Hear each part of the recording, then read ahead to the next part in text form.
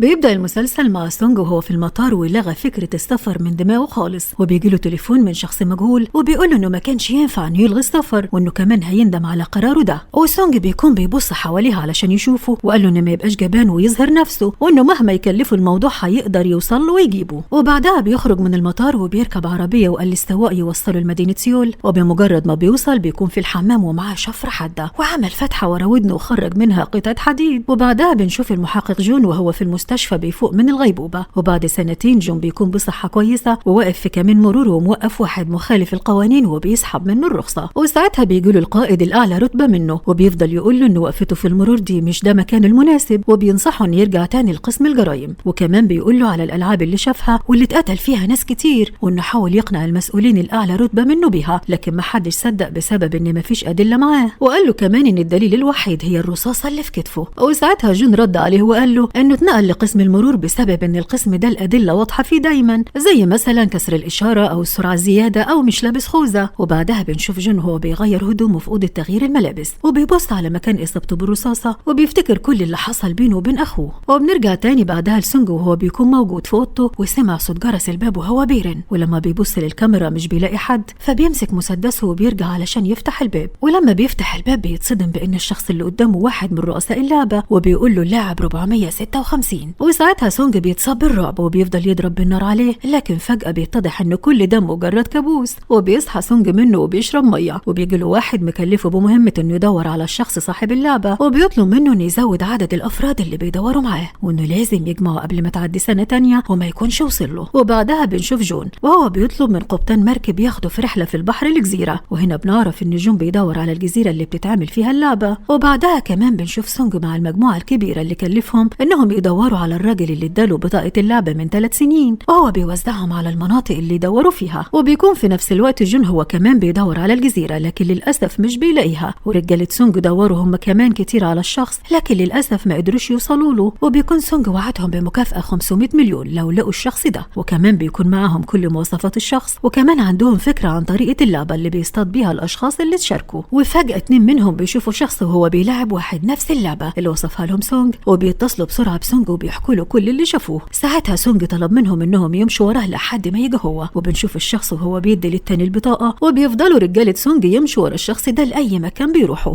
وبعدها بيقف عند راجل متشرد وبيقول له انت باين عليك عايش حياة صعبة جدا، وبيخيروا انه يلعب لعبة الحظ او ياخد الاكل، لكن للأسف المتشرد بيختار لعبة الحظ، لكن من حسن حظه بيخسر وبيروح لمتشرد تاني غيره وبرضه بيخيروا بين اللعبة والاكل، فبيختار المتشرد التاني اللعبة وبرضه بيخسر، وبيفضل يكرر الموضوع ده مع اشخاص كتير وكلهم بيخسروا. ساعتها بيقف قدامهم وبيرمي الاكل على الارض وبيمنع اي شخص منهم انه ياخده، وبيقول لهم انهم خدوا فرصة وخسروها كلهم، وقال لهم كمان انه مش هو اللي رمى الاكل على الارض وانتوا اللي رميتوه، وبيفضل يدوس على الاكل برجله زي المجنون. وفي نفس الوقت بيكون سونج في الطريق ليه لكن الشرطة بتوقفه، والراجل بيمشي من المكان ورجالة سونج بتمشي وراه، والشرطة بتعمل مخالفة لسونج بسبب سرعة الزيادة. ساعتها رجالته بيكونوا اخدوا قرار انهم يهجموا على الراجل قبل ما يهرب، لكن بيقدر انه يتغلب عليهم. وبنشوف الضابط اللي عمل مخالفة لسونج بيدي البطاقة بتاعت سونج للضابط جون، وبعد ما بيدخل البيانات على الجهاز بيتكشف انه سونج، وبيفتكر كل اللي حصل بينهم زمان لما طلب منه انه يساعده يلاقي اخوه، لكن سونج رفض يساعده. وبعدها بيوصل سونج للمكان المحدد لكن مش بيلاقي اي شخص من رجالته، وبيكون في حالة خوف كبيرة جدا. وبعدها بنشوف الراجل اخد رجالة سونج وربطهم وهيلعبهم لعبة، واللي بيخسر فيهم بيموت، وفعلا بعد اللعبة بيخسر واحد منهم وبيقتلوا الراجل. وبيكون جون وصل للمكان اللي بيتجمعوا فيه رجالة سونج وبيشوف بطاقة اللعبة، وبيسمع واحد من الرجالة وهو بيتكلم في التليفون وبيقول ان المعلم لسه مرجعش وانه راح مع رجالته علشان يدور على الشخص صاحب اللعبة، وبياخد اسلحة وبيخرج من المكان. وبعدها جون بيبدأ يدور في الورق اللي في المكان، وبنشوف سونج وصل لبيته وبيلاقي الراجل اللي بيدور عليه موجود عنده في البيت. وساعتها الراجل قال له انه كان لازم يركب الطيارة ويسافر، لكن سونج قال له انه غير رأيه لما شافه، والراجل قال له ان الظاهر كده انك بتحاول بكل جهدك علشان تلاقيني. فرد عليه سونج وقال له ايوه علشان عايز اشكرك علشان شاركتني في اللعبة، وانه دخل اللعبة وخرج منها كسبان وما شافوش بعدها. ساعتها الراجل قال له انه بيكون مجرد رسول بيسلم الدعوات وبس، وسأل سونج عن الشخص اللي بيسلمه الدعوات دي وبيكون مين، وانه عايز يقابله علشان عايز يقول له على حاجة، لكن الراجل رد عليه وقال له اديني رسالتك وانا هوصلها له. وسونج قال له اللي عايز اقوله مش هيفهمه شخص زيك، وقال له كمان انه بيستهدف الناس في محطة القطر. ساعتها الراجل رد عليه وقال له انت عارف ازاي وصلوا للمكانة دي؟ كنت في الاول بنقل جثث اشخاص كتير زيك وبعدها بحرقها وبخفيها، عليها. وبعد فترة طويلة من شغل معهم ادوني مسدس واعترفوا بيا لأول مرة في حياتي، وقال له كمان إن في يوم من الأيام كنت على وشك إن نضرب نار على شخص خسر في اللعبة شكله كان مألوف عليه، لكن اتفاجئ بإنه باباه، وفضل يتوسل إليه ويبكي علشان يخليه عايش وما يموتوش، لكن ضربه بالنار في راسه وقتله. ساعتها بيرد عليه سونج وبيقول له ما يهمنيش وصلت لإيه في المكان ده، قتلك للناس واستهدافهم في محطات القطر مش هيغير إنك مجرد كلب ليهم. الراجل قال له سونج مش لأنك كسبت في اللعبة بيكون لك الصلاحية إنك تكلمني كده وإنك تكون مميز، وعرض عليه إنه يلعب معاه لعبة، وبدأ يفهمه إيه اللعبة، إنه يحط رصاصة واحدة في المسدس ويلف الأسطوانة وبعدها يضربوا بالمسدس على بعض، وقبل كل جولة للتاني يلف الأسطوانة، ودي بتكون عبارة عن 6 جولات لغاية ما تخرج الرصاصة في دور أي شخص فيهم وتقضي عليه، وبعدها بتبدأ اللعبة بينهم وبيستمروا في الجولات لغاية آخر جولة بيكون المسدس مع الراجل. وساعتها سونج بيقول له ليه متردد في ضرب النار؟ ممكن إنك تخالف القواعد وتضربني أنا بالنار، لكن لازم قبلها تعترف بحاجة، إنك مجرد كلب بتجري وبتنبح وبتهز بديلك لأسيادك اللي بيدولك الأوامر. ساعتها بيتضايق الراجل وبيضرب نفسه بالنار. سونج وهو بيفتش في جيوب الراجل اللي اتقتل علشان يلاقي حاجة تقدر توصله لرئيس اللعبة أو قائدها، وفي نفس الوقت ده بيكون جون وصل للمكان اللي موجود فيه سون، وبيكون بيدور في كل الأوض عليه، وأول ما بيدخل أوضة من الأوض بيلاقي واحد من رجالة سونج وهو مربوط وميت من الرعب، وبيسأله جون عن مكان أوضة سونج. ساعتها بيرد عليه الراجل وبيقول له إنه موجود في أوضة رقم 410. على طول جون بيروح له الأوضة دي، لكن بيكون سونج في نفس الوقت لقى بطاقة في جيب الراجل المقتول، وأول ما بيفتحها بيدخل عليه جون وهو رافع عليه المسدس وبيقول له ارفع ايدك لفوق، وبسرعة بيحاصره على الحيط وبيقول له كمان إنه مهتم بعملية القتل وإنه خلاص اتقبض عليه ولازم يستدعي المحامي. وفجأة بيظهر الراجل اللي كان مربوط واللي هو من رجالة سونج، وبيخبط الضابط جون على راسه وبيفقد الوعي. ساعتها سونج بيتخض منه وبيرفع عليه المسدس وبيسأله هو بيكون مين، فبيرد عليه الراجل وبيقول له إنه بيكون شوري، واحد من رجالتك اللي كلفتهم يساعدوك في إنك تلاقي الراجل صاحب اللعبة، وقال له كمان إنهم ما شافوش بعض قبل كده لكن سمع عنه كتير، وكمان عرفوا إن الراجل صاحب اللعبة ده قتل المعلم بتاعه بعد ما أجبرهم إنهم يلعبوا لعبة روسية وخسر المعلم وقتله. ولما فتح سونج البطاقة اللي لقاها لقى مكتوب عليها تاريخ ب 31 أكتوبر في نص الليل، وبعدها بيتغير المشهد وبنشوف بنت نايمة في عربية وبيخبط عليها شرطي وبيسألها بتعمل إيه هنا، وبترد عليه البنت وبتقول له إنها بتشتغل في المكان ده وإنه لازم تكون موجودة الصبح بدري، فقال لها الشرطي إن ده ما يديكيش الحق إنك تنامي في العربية، وردت عليه وقالت له إنها تمشي من المكان الصبح بدري. وبعدها بنشوف شوري هو بيمسح الدم من المكان، وبيكون سونج ربط جون وبيتكلم معه وبيقول له إنه شافه قبل كده مرة قدام بيته، لكن جون بيرد عليه وبيقول له إنه شافه مرتين مش مرة واحدة، والمرة التانية شافه على الجزيرة في اللعبة. ساعتها سونج بيتصدم وبيقول له إذا كان معاهم أو واحد منهم، لكن جون بيرد وبيقول له لا مش منهم، وإنه راح لهناك وهو متخفي علشان يدور على أخوه وسطيهم. وسونج قال له إنه إزاي يصدق شخص زي ده، وكان رد جون عليه إنه بيفكروا بالشخص المقنع اللي سأله في اللعب عن واحد اسمه هي يونغ،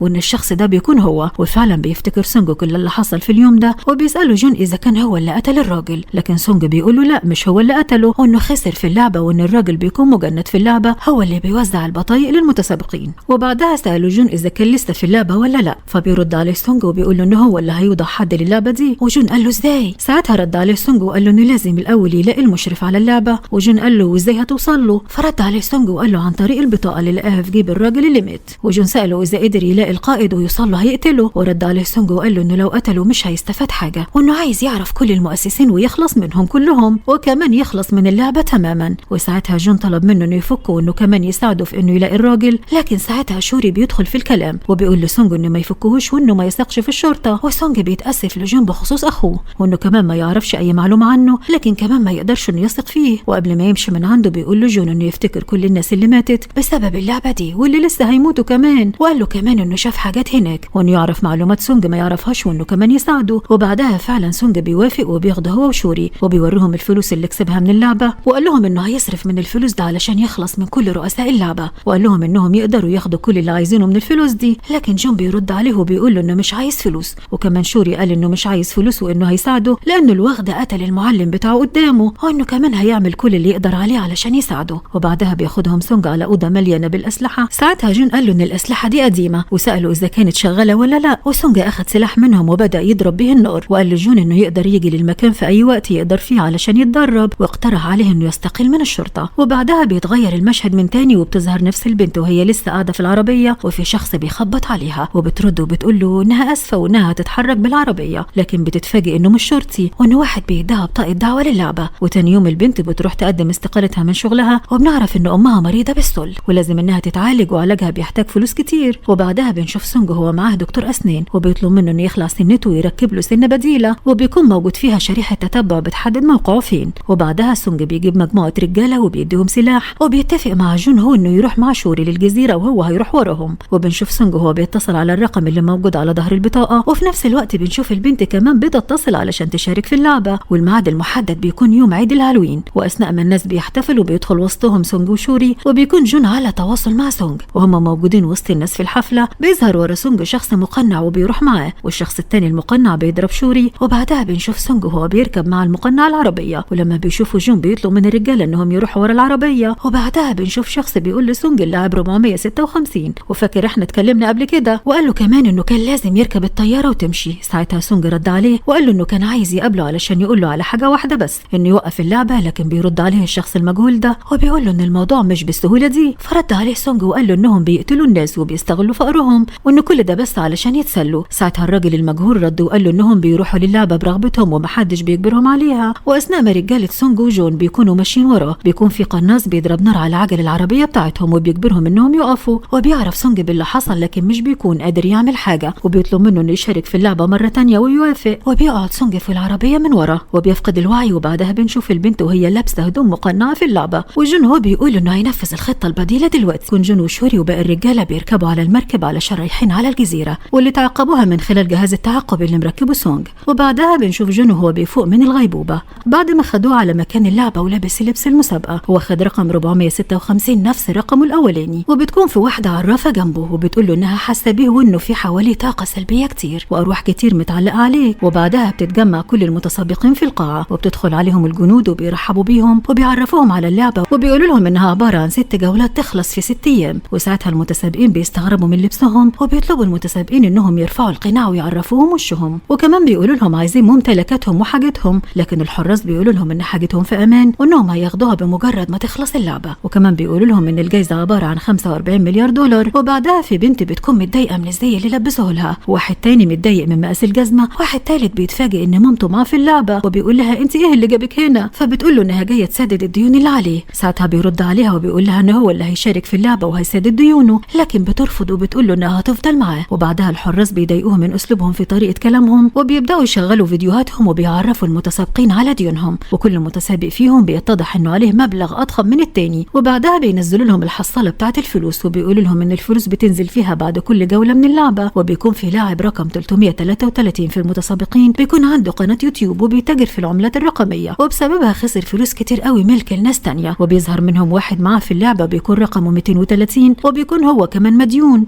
ولما بيشوفوا بعض في المسابقة بيدور حوار حد بينهم، والمغني بيقول للشخص التاني اللي صاحب قناة اليوتيوب انه لازم يفوز علشان يسدد له فلوسه اللي عليه. وبعدها مشرفين اللعبة بيطلبوا منهم انهم يمضوا على استمارة الموافقة على الالعاب اللي هتحصل، وبعد كده بيتصوروا. وبعدها بيخلصوا بيخرجوهم لساحة اللعبة اللي هي بتكون عبارة عن إشارة حمراء وإشارة خضراء. وفي نفس الوقت ده بنشوف الشرطي جون وشوري وهم وصلوا على الجزيرة اللي فيها الإشارة، وبيكونوا بيستكشفوا الجزيرة بالجهاز اللي معاهم وما بيكونش فيه أي حاجة غريبة، وبيفضلوا يمشوا جواها أكتر لغاية ما بيوصلوا للإشارة اللي بتكون الصدمة لما بيلاقوا صياد والإشارة في علبة الديدان اللي معاه. واتضح إن مسؤولين اللعبة عارفين بكل اللي بيعملوه وهم اللي ضحكوا عليهم وحطوا الإشارة في المكان ده. وبعدها بنرجع تاني عند سونج وبنشوفه هو في ساحة اللعبة وبيخرج السنة ومش بيلاقي جهاز التتبع اللي فيها، وبيحس نفسه إنه في مأزق كبير والحل الوحيد إنه لازم يعتمد على نفسه. وبعدها بيتقدم هو أول واحد في اللعبة وبينظم المتسابقين وبيعرفهم على طريق اللعبة، وبيقول لهم كمان إن لو حد خسر هيموت. وبيقول لهم إن الدمية اللي واقفة دي في عينيها جهاز استشعار إن لو حد اتحرك بيكون في قناص من بعيد هيقتله، وساعتها الدمية بتبدأ تلف. وكل ده بيحصل وبيكون مسؤول اللعبة بيتفرج عليهم وهو مبسوط. وبعدها بيبدأ يشتغل الوقت وبيكون عبارة عن 5 دقايق، وسونج بيكون بيساعد المتسابقين وبيعرفهم امتى يتحركوا وامتى يوقفوا. والدمية بتلف أول مرة ومحدش فيهم بيموت، وبعدها بتلف تاني وبرضه محدش فيهم بيموت، وكل حاجة بتكون ماشية حلوة قوي لغاية ما حشرة جت وقرصت بنت من المتسابقين، وساعتها بيتم إقصائها. وفي ست بتبص عليها وبتتخض من المنظر وبترجع لورا، وساعتها بتموت وراها. والمتسابقين بقت حركتهم كتير وبيموتوا واحد ورا التاني، وسونج بيكون بيترجاهم يثبتوا محدش يتحرك لكن كلهم بيجروا وبيموتوا. وبيبدأ بعدها سونج يقول لهم على تعليمات وبيقول لهم انهم يعملوا صفوف ورا بعض علشان لو حد اتحرك الدمية ما تاخدش بالها منه لانها مش هتشوف غير اول شخص شخص قدامها وبس. وهنا بتكون المفاجأة وبيتضح ان البنت سيو اللي شاركت بتكون هي واحدة من القناصين. وبنرجع تاني للمتسابقين وبنشوف المتسابق رقم 230 اتجنن وعمال يوقع المتسابقين وبيكون السبب في قتلهم. وبعدها بنشوف المتسابقين وهم بيقدروا يعدوا الخط الأحمر، وبكده بتكون خلصت الجولة الأولى ليهم. وسيو بتلم عدتها وبتخرج من الأوضة. وبعدها بنشوف المتسابقين كلهم موجودين في أوضة الانتظار وهم خايفين ومتوترين. وبيكون العداد بتاع المتسابقين كان 456 وخسروا منه 91 متسابق. وبنشوف المتسابقين بعدها أول لما بيدخلوا الجنود عليهم وبيترجوهم إنهم يسيبوهم يمشوا وإنهم مش هيكملوا اللعبة، لكن الجنود بيقولوا لهم إنهم دخلوا اللعبة بمزاجهم ومحدش كان أجبرهم. ساعتها سونج بيقول لهم إن في بند بيقولوا إنهم عن طريق التصويت يقدروا يسيبوا اللعبة في أي وقت. والجنود بتوافق على التصويت وبيشغلوا الجهاز وبيكون عبارة عن OX، اللي موافق يكمل يضغط على الأو واللي رافض يكمل يضغط على الإكس. لكن قبل ما يبدأ التصويت وروهم الفلوس اللي بتنزل في الحصالة، ودي بتكون فلوس المتسابقين اللي لسه عايشين. ولما بيشوف الفلوس وهي بتنزل بيكون فيهم اللي عايز يكمل واللي عايز يروح. وبعدها بدأ التصويت وأول واحد بيصوت بيكون اللاعب 456 سونج وبيختار الرفض. واحد ورا التاني كانوا بيصوتوا وفي الآخر بتكون النتيجة 180.181 وبيظهر متسابق من وسطهم وبيصوت إنه هيكمل. وساعتها بنعرف إنه بيكون أخو الضابط جون اللي بيدور عليه أخوه وقرر إنه يشارك في اللعبة المرة دي. وبعدها بنشوف المتسابقين وهم بيستريحوا وبياخدوا الأكل والمية، وسونج بيكون قاعد زعلان ومالوش نفس للأكل.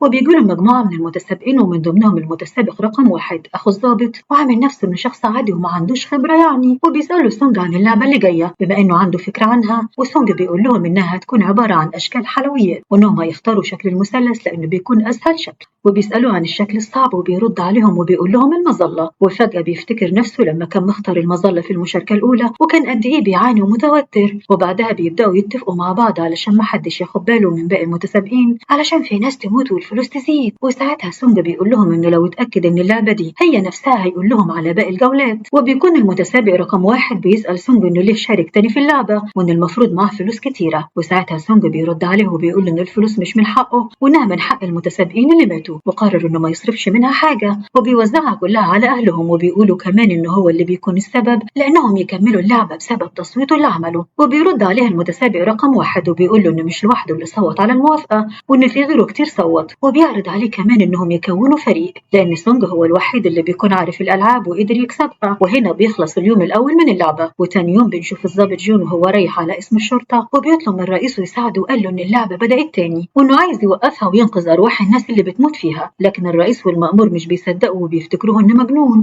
وبيطلبوا منه دليل على كلامه. ساعتها جون بيقرر إنه يعتمد على نفسه وبيتصل بشوري وبيقول له إن اللعبة بقى عليها 5 أيام وتنتهي. وبيقول له إنهم لازم يتقسموا الفريقين، فريق يروح مع القبطان يلاقوا الجزيرة والفريق التاني يفضل يدور على أدلة. وفي نفس الوقت بنشوف سونج في الجولة التانية وبيطلبوا منهم يتقسموا ل5 فرق في مهلة 10 دقايق. وساعتها سونج بيتفاجئ إن اللعبة اتغيرت وبيتعصبوا المتسابقين وبيفتكروا إنه كذب عليهم. وسونج اعتذر لهم وقال لهم ما كانش يعرف إنها اتغيرت، لكن ما حدش بيصدقه وبيتخلوا عنه وبيسيبوه. وبيفضل معاه المتسابق رقم 1 وبيتفقوا إنهم يجمعوا فريق مع بعض. وفعلا بيقدروا ينجحوا إنهم يجمعوا فريق. وبعدها بتبدأ اللعبة وبيقعد كل فريق مع بعض علشان يفهموا اللعبة واللي بتكون عبارة عن مسابقة فيها كذا لعبة ومتكونة من 5 ألعاب ولازم كل واحد من الفريق يلعب واحدة منهم. وبيبدأ كل فريق يعرف هو هيلعب إيه وبيوزعوا الألعاب على بعض. وبعدها بتبدأ المسابقة مع أول فريق. أول واحد من الفريق بتكون لعبته عبارة عن ورقتين لازم يقلب واحدة على وشها علشان يوصلوا للعبة اللي بعدها واللي بتكون عبارة عن رمي الحجارة ولازم يوقع الحجر اللي قدامه علشان يوصل للي بعده واللي هي عبارة عن قلب الحجارة بس المرة دي عن أرقام وألوان. تمسك واحدة وترمي الباقي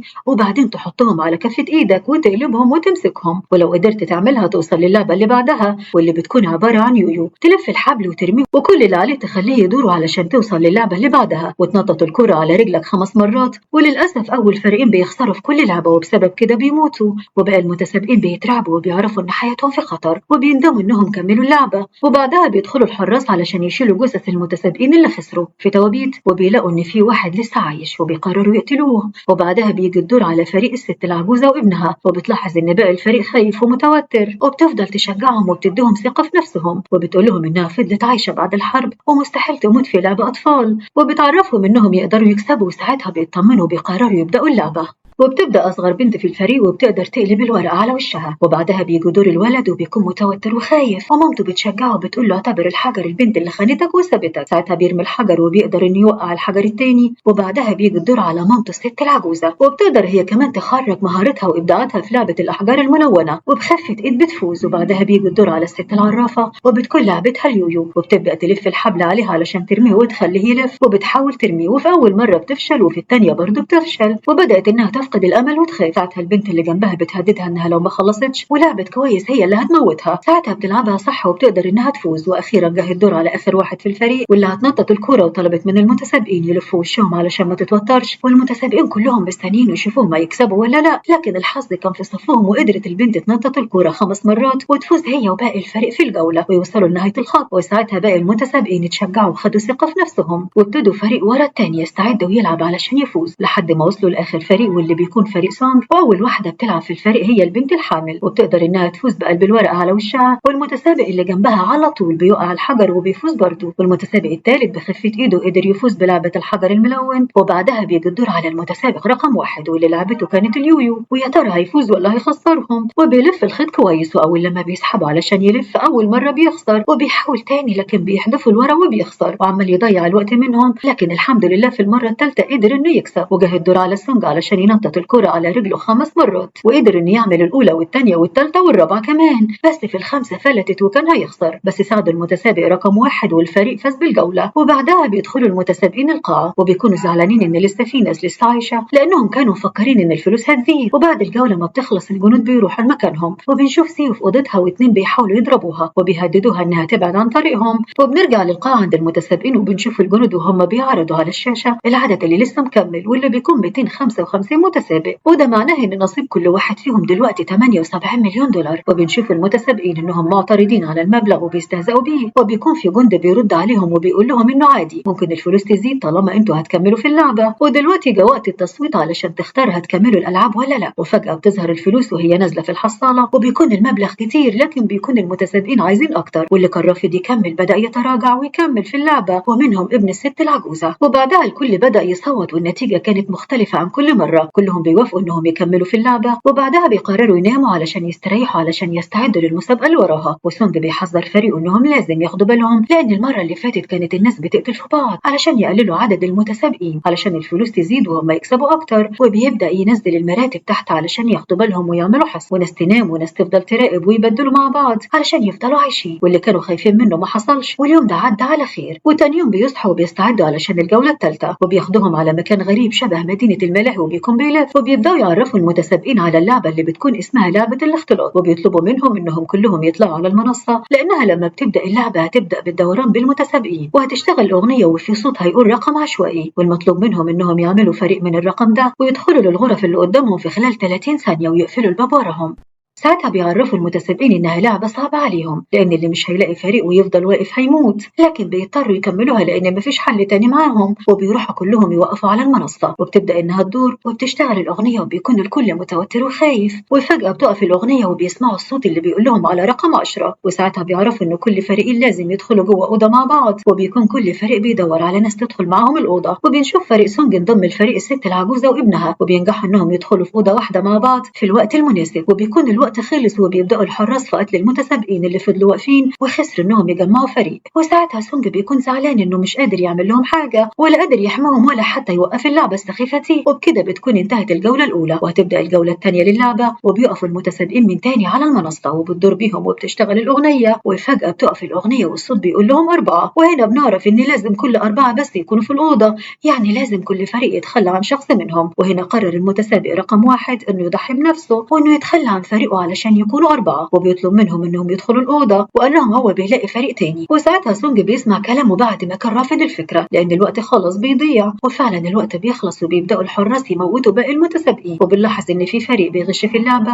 وبيكونوا 3 أشخاص بس، وكانوا مفكرين إن الحراس مش شايفينهم وبيكونوا فرحانين إنهم عايشين، لكن المدير بيكون شايفهم في كاميرا المراقبة وبيأمر جندي إنه يقتلهم جوه الأوضة علشان يكونوا عبرة للي يخالف القوانين للعبة. وبعدها بيخرجوا المتسابقين من الأوضة، وسونج بيكون قلقان على المتسابق رقم 1 إنه يكون مات، وبيفضل يدور عليه في كل مكان وبيقدر إنه يلاقيه، وبيعرف إنه لسه عايش وبيشكره على الموقف الجميل اللي عمله معاهم. ورقم 1 بيطمن على البنت اللي معاهم في الفريق. وبعدها بتنتهي الجولة الثانية وبتبدأ الجولة الثالثة وبتبدأ اللعبة تاني وبتشتغل الأغنية، وبيكون كل المتسابقين خلاص استووا من الرعب والخوف اللي شافوه، وبتوقف اللعبة وبيطلب منهم رقم 3. ساعتها الكل بيتفاجئ وبيضطروا إنهم يتفرقوا عن بعض، وكل فريق يتخلى عن 2 منهم. وللأسف فريق الست العجوزة بياخدوا منها ابنها غصب عنها وبيسيبوها لوحدها لأنها بتكون عبء عليهم، وبيكون ابنها بيحاول إنه يرجع لها لكن الفريق بيمنعه. وبنشوف الست العجوزة وهي خايفة وحاسة إنها خلص هتموت، بس من حسن حظها بيجي سونج والمتسابق رقم 1 وبياخدوها علشان تكمل الفريق معاهم، وبيدخلوا الأوضة مع بعض. وبيسألها المتسابق رقم 1 إن ابنها ليه سابها وهرب، لكن هي بتزعل من كلامه وبتقول له إن ابنها عمره ما يعمل كده لأنه بيحبها، وبتفضل تعيط وبتقول له إنهم اتفرقوا عن بعض غصب عنها. ساعتها رقم 1 بيزعل من نفسه على تصرفه ده وبيتأسف لها، وبيخلص الوقت المحدد والحراس بيقتلوا عدد كبير من المتسابقين اللي خسروا. وبعدها بيخرجوا باقي المتسابقين من الأوض وبيفضلوا يدوروا على باقي فريقهم علشان يطمنوا عليهم. وبنشوف ابن الست العجوزة وهي بتشوف ابنها وبيكون بيعيط وبيعتذر لها على اللي حصل، لكن هي بتسامحه، وبيقرروا انهم يفضلوا ماسكين ايد بعض مهما حصل. وبعدها بتبدأ الجولة اللي وراها وبتلف بيهم اللعبة وبتشتغل الأغنية لغاية ما بتقف وبيقول على رقم 6، وبيبدأوا المتسابقين يعملوا فرق ويدخلوا للأوض. لكن سونج بيقرر يخلي البنت والناس الكبيرة هم اللي يدخلوا الأول علشان ينقذ حياتهم. وبعدها بيروح يدور هو ورقم 1 على أوضة وبينجحوا انهم يدخلوا في الوقت المناسب قبل الوقت ما يخلص. وبعدها بيخلص الوقت والحراس بتخلص على الباقي من المتسابقين، وبعدها بيخرجوا باقي المتسابقين من الأوض وبيكون مش باقي منهم غير بس 100 متسابق اللي لسه عايشين. وبتبدأ اللعبة وبتلف بيهم وبتشتغل الأغنية، وبيكون كل المتسابقين على أعصابهم بايظة لأن مش بيكونوا عارفين الرقم اللي جاي هيكون كام. وبيستنتج رقم 1 إنه ممكن يكون الرقم علشان يخلصوا على باقي المتسابقين الاثنين، وفعلا الرقم بيكون 2. وبيجروا كل 2 على أوضة، ورقم 2 بيدخل مع 1 في أوضته وبيقتله، وبيتفاجئ صاحبه اللي معه من تصرف الوحش ده، وبيعرف إنه ممكن يعمل أي حاجة علشان يفضل عايش. وبعدها بتخلص المسابقة وبيخرجوا المتسابقين اللي بيكونوا لسه عايشين وبيروحوا لأماكنهم علشان يستريحوا. وبيدخل عليهم الحراس وبيقولوا لهم إن الجولة كده خلصت وإن كل واحد فيهم هيكسب 300 مليون لو انسحب. وبيقرروا زي كل مرة يعملوا تصويت علشان يعرفوا النتيجة هتكون إيه، يكملوا ولا يكتفوا بالمبلغ وينسحبوا. وبيبدأ سونج وبيختار إنه ينسحب، وبعدها بيصوتوا المتسابقين وكلهم بيقرروا يكملوا علشان الفلوس تزيد. وبتقف النتيجة على صوت المتسابق رقم 1،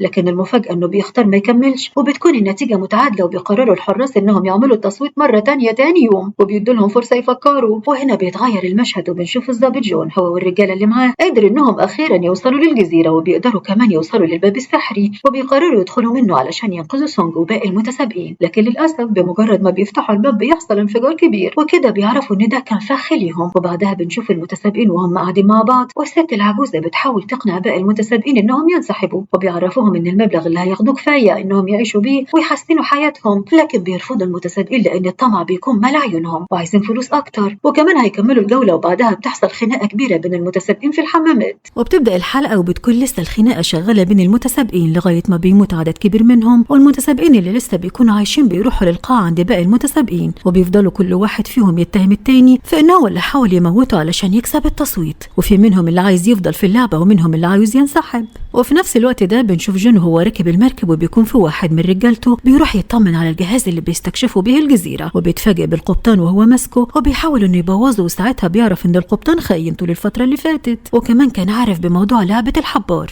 وكان رايح علشان يعرف جون، لكن القبطان قدر انه يروح وراه ويخلص منه ويرميه في البحر. وبنرجع تاني عند المتسابقين في اللعبة، وسونج بيعرف انه مات 3 أشخاص من الفريق اللي كان عايز يكمل اللعبة، وواحد بس اللي مات من اللي عايزين ينسحبوا، وبيكون كده عددهم بقى اكبر وممكن يكسبوا التصويت تاني يوم. لكن المتسابق رقم 1 بيخاف من الفريق التاني احسن يهجموا عليهم وهم نايمين ويخلصوا منهم كلهم، وعلشان يضمنوا يكون عددهم اكبر منهم وبيقترح على الفريق انهم يهجموا عليهم الاول ويخلصوا منهم. لكن سونج بيعترض وبيقول له انهم مش اعدائهم الحقيقيين، وان اعدائهم الحقيقيين اللي المفروض هم اللي يتقتلوا يكونوا اصحاب اللعبة. وساعتها بيتفق معهم على خطة وبيطلب منهم يسمعوا كلامه، وبعدها بيطفي الحراس الانوار علشان المتسابقين يناموا. وبنشوف الفريق اللي عايز يكمل اللعبة بيستغل الفرصة وبيهجم على الفريق الفريق التاني اللي عايز ينسحب، وفعلا بيقدروا يخلصوا عليهم، وللأسف بيموت عدد كبير منهم وبيتحول المكان كله البحر دم. وكل اللي حاصل ده وبيكون سونج وفريقه مستخبيين تحت السرير، وبيقول لهم محدش يعمل حاجة لغاية ما يجوا الحراس، لأن ساعتها هيستغلوا الفرصة وياخدوا الأسلحة منهم. وبعدها بتدخل الحراس علشان يمنعوا المتسابقين إنهم يموتوا بعض علشان يقدروا يكملوا اللعبة، وبياخدوا باقي جثث الناس اللي ماتت، وسونج والفريق بتاعه بيكونوا بيمثلوا إنهم من الضحايا. ولما الحراس بيقربوا منهم بيهجموا عليهم وبياخدوا منهم الأسلحة بتاعتهم وبيضربوا فيه لغاية لما بيخلصوا على عدد كبير منهم، وبيكونوا مسكوا الحراس ونزلوا فيهم ضرب. ومسؤول اللعبة بيكون بيتفرج في الكاميرات على اللي بيحصل، وبيأمر باقي الحراس إنهم يهربوا، لكن قدروا يمسكوا واحد منهم قبل ما يهرب،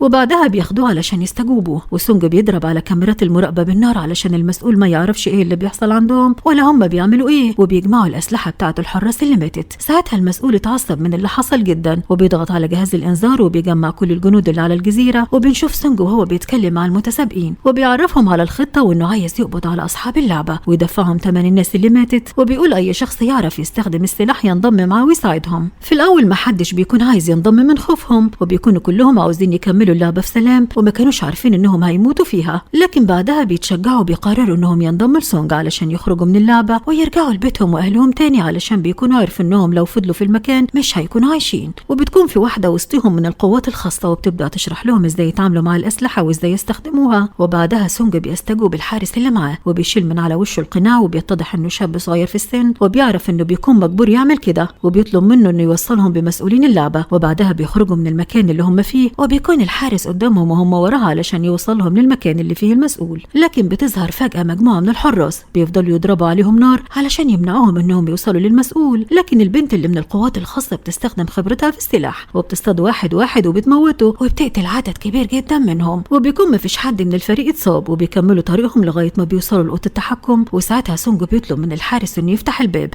لكن الحارس قال له لازم يكون لابس القناع علشان الباب يفتح، وبيسمح له سونج إنه يلبسه، لكن للأسف الحراس بيهجموا عليهم بالرصاص وبيموتوا الحارس. وبيكون المتسابقين بيحاولوا يعطلوهم علشان سونج بيكون معاه واحد من فريقه، وبيحاول إنه يوصل لأوضة التحكم ويستخدم قناع الحارس اللي مات وفتح الباب. وساعتها حط سلاح علشان الباب يفضل مفتوح، وبيكمل طريقه وبيتعاملوا هما الاتنين مع باقي الحراس اللي تقابلهم. واثناء ما هما ماشيين وبيضربوا في كل اللي بيقابلوه في وشهم، حسوا انهم في متاهه ومش عارفين يروحوا فين، وبيروحوا على طريق بيلاقوا فيه حراس كتير على السلالم، وبيبداوا يضربوا عليهم تاني علشان يمنعوهم للوصول. ومن الناحيه التانيه بيكون لسه الفريق بيقاتل في الحراس، بس الذخيره خلاص قربت تخلص، والمتسابق رقم 1 بياخد 2 معاه وبيروح علشان يساعد سونج عشان يكون بالنسبه لهم هو الامل الوحيد اللي هيخليهم يخرجوا من هنا. بس ساعتها بتكون خلصت الذخيره من سونج، وبيضطر انه يخاطر بحياته وبيروح علشان ياخد اسلحه من الحراس اللي ماتت، وبينجح في كده. وبعدها بنشوف المتسابق رقم 1 وهو بيطلب من سونج انه يساعده، وساعتها سونج بيقول له انه يلف من ورا الحراس علشان يخلص عليهم، وبيديله الذخيره اللي معاه وبيطمنه انه فريقهم مش هيتخلوا عنهم، وبيقول له يثق فيه. وبعدها بينفذوا الخطه، وبنشوف المتسابق رقم 1 نجح في الخطه انه بيلف من ورا الحراس وبيستعد هو وفريقه علشان يهجموا عليهم. وهنا بتظهر المفاجاه الكبرى، المتسابق بيضرب على الاثنين اللي كانوا معه وبيخلص عليهم، وبيتضح انه خاينوا معاهم في اللعبه. وبعدها الحراس بيحاصروا في المتسابقين وبيقتلوهم كلهم، وبنشوف سونج بيكون ذخيرته خلصت وبيستسلم، وبيجي له المسؤول علشان يعاقبه لكن مش بيموته، وبيقول له ان اللعبه هتفضل مستمره ومحدش يقدر يوقفها، وبيقتل صاحبه اللي جنبه. ساعتها سونج بينهار وبيفضل يحس بالذنب انه السبب في كل اللي حصل، لكن بيقوى اكتر وبيقرر انه هينتقم منهم كلهم مهما حصل.